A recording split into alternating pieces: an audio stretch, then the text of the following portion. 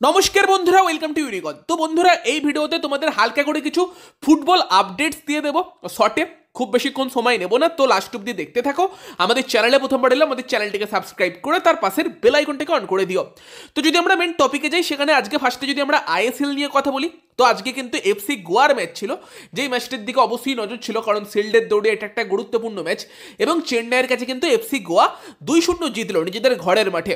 যেই চেন্নাই এফসি আগের দিন মোহনবাগানের এগেনস্টে বেশ ভালো খেলেছিল, জিতে যেতেও পারতো, ভালো ডিফেন্সও করেছিল, সেই চেন্নাই টিমের আজকের ম্যাচের ফুটবল ছিল অত্যন্ত সাধারণ, খুবই খারাপ ফুটবল খেলেছে।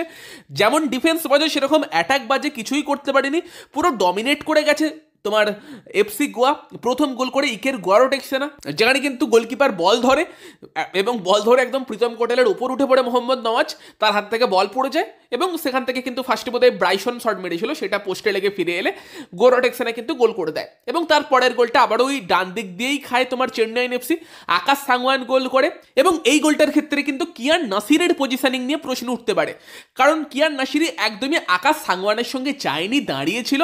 আকাশ সাংওয়ান ফ্রি যায়, গিয়ে গোল করে আসে। এবং এর আগেও ভুলটা করেছিল কিয়ান, সেম ভুল আবার করে, সেখান থেকে কিন্তু গোল খায়। 2-0 এফসি গোয়া ফার্স্ট হাফেই করে দিয়েছিল, সেকেন্ড হাফেও সুযোগ ছিল, গোটা ম্যাচ জুড়েই এফসি গোয়া ভালো খেলেছে। ব্রাইসন তো রীতিমতো প্রত্যেক দিন ইমপ্রেস করছে, চেন্নাইয়ের হয়ে বলার মতো সেরকম কিছু ছিল না। এবং এফসি গোয়ার এই 2-0 জয় কিন্তু অবশ্যই তাদেরকে শিল্ডের দৌড়ে ভালো জায়গাতে নিয়ে এলো। এই সময় দাঁড়িয়ে মোহনবাগানের পর কিন্তু শিল্ডের দৌড়ে এফসি গোয়াই ফেভারিট, তারা 2 নম্বর স্থানে ছিল, সেই স্থানটাকে আরো মজবুত করলো। এবং মোহনবাগানের সঙ্গে কিন্তু এখন এফসি গোয়ার পয়েন্টের পার্থক্য 4 পয়েন্টের, যেখানে মোহনবাগান 17 ম্যাচে 37 পয়েন্ট, গোয়া কিন্তু 17 ম্যাচে 33 পয়েন্ট, 8 পয়েন্টের ডিফারেন্স ছিল। গোয়া কিন্তু পয়েন্টটা কমিয়েছে, ডিফারেন্সটা। সেখানে মোহনবাগানের ওপর কিন্তু প্রেশার অবশ্যই গোয়া পেছন থেকে এবার দিচ্ছে। প্রেশারটা মোহনবাগান ফিল করবে যদি ব্যাঙ্গালোর এফসি ম্যাচে পজিটিভ রেজাল্ট না আসে।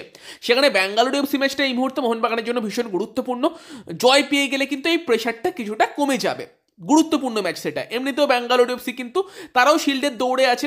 এবার এই ম্যাচে মোহনবাগান কিরকম লাইন আপ নিয়ে নামতে পারে, ব্যাঙ্গালোরও কিরকম লাইন আপ নিয়ে নামতে পারে, সেই নিয়ে ভিডিও আজকে সকালে দিয়েছি। ম্যাচের প্রিভিউ আই থিঙ্ক কালকে পেয়ে যাবে।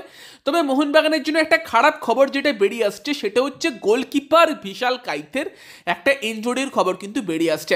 গোলকিপার বিশাল কাইত কিন্তু আজকেও ট্রেনিং করেনি চেন্নাই ম্যাচে। বিশাল কাইতের বুকে কিন্তু একটু আঘাত লাগে এবং সেই জন্য সে কিন্তু আনকমফোর্টেবল ফিল করছে এবং পুরোপুরি সুস্থ নয় কিন্তু বিশাল কাইত আজকে দাঁড়িয়েও। সেই কারণে সে কিন্তু ট্রেনিং করেনি। ম্যানেজমেন্ট হোপফুল যে আর কি সোমবার দিন, মানে যেদিন ম্যাচ আছে সেদিন কিন্তু বিশাল কাইত পুরোপুরি ফিট হয়ে যাবে, সে খেলতে পারবে বা খেলবে, সেটা আশা করছে। বাট এখনও কিন্তু গ্যারেন্টি দিয়ে বলা যাচ্ছে না। আমরাও আশা করছি যে বিশাল হয়তো খেলবে, ঠিক আছে, চান্স আছে, অবশ্যই চান্স আছে। বাট আজকে অবধি দাঁড়িয়ে কিন্তু বিশালের একটু চোট নিয়ে সমস্যা থাকছে। দেখা যাক কালকে কোচ মলিনা এই ব্যাপারে কি বলে।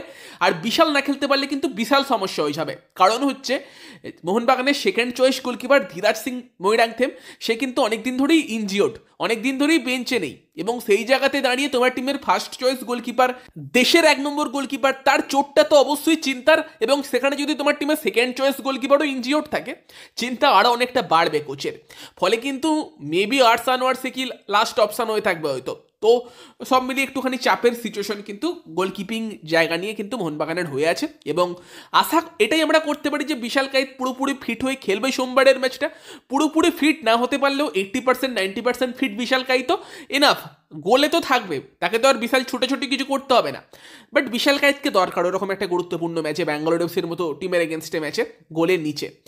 সেখানে এই একটা চিন্তার ব্যাপার কিন্তু মোহনবাগানের থাকছে। বাকি গোয়াও কিন্তু চাপ দিচ্ছে, একটু চাপে কিন্তু অবশ্যই মোহনবাগান পড়েছে। দেখা যাক সেখানে ব্যাঙ্গালোর এফসি ম্যাচে কি হয়। কালকে তোমাদের ফাইনাল আপডেট দিয়ে দেবো বিশাল কাইত নিয়ে মলিনা কি বলছে। বাকি এই ভিডিওটা ভালো লাগলে ভিডিওটাকে লাইক করে দিও, শেয়ার করে দিও। আমাদের চ্যানেলে প্রথমবার এলে আমাদের চ্যানেলটিকে সাবস্ক্রাইব করে তার পাশের বেল আইকনটাকে অন করে দিও। তো চলো গাইস, এই ভিডিওতে এই পর্যন্তই, বাই বাই।